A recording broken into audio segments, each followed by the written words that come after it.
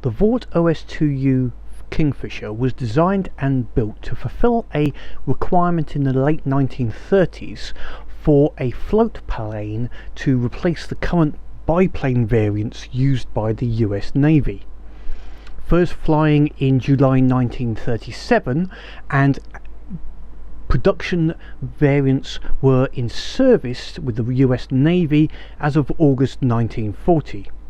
The primary roles of the float plane were to provide naval gunfire spotting, observation, scouting, sub-hunting and rescue operations.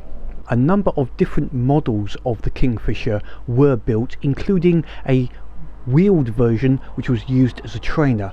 The most numerous variant was the OS2U3, with over 1,000 of the 1,500 total aircraft built. The basic plane was a metal mid-wing monoplane powered by a 450 horsepower Pratt & Whitney Wasp radial engine, with a single central main float and two float outriggers on the wings. Top speed was only 164 miles per hour due to the not overly impressive engine, and generally with floats etc it was not aerodynamic.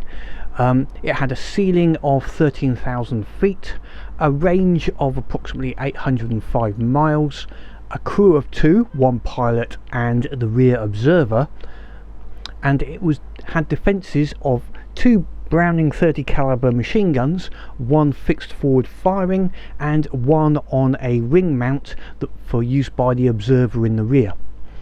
There was also two underwing hardpoints which could be loaded with depth charges or bombs up to about 650 pounds total.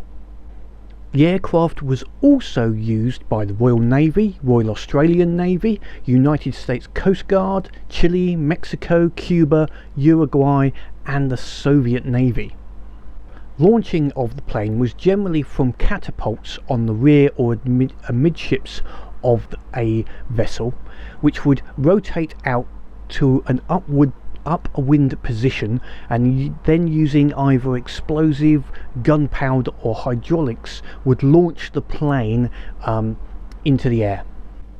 Landing procedure for the aircraft was to land on the leeward or in the wake of the ship, where the water was the calmest from the passing of the ship or the blocking of the wind.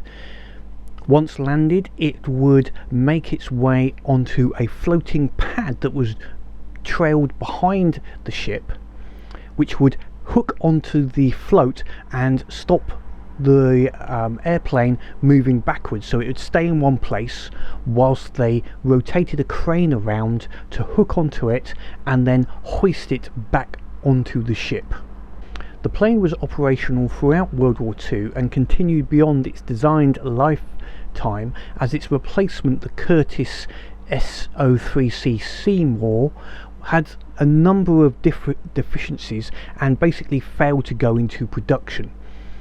In the later stages of World War II, it started to be replaced by the new mainstay aircraft, the Curtiss SC Seahawk.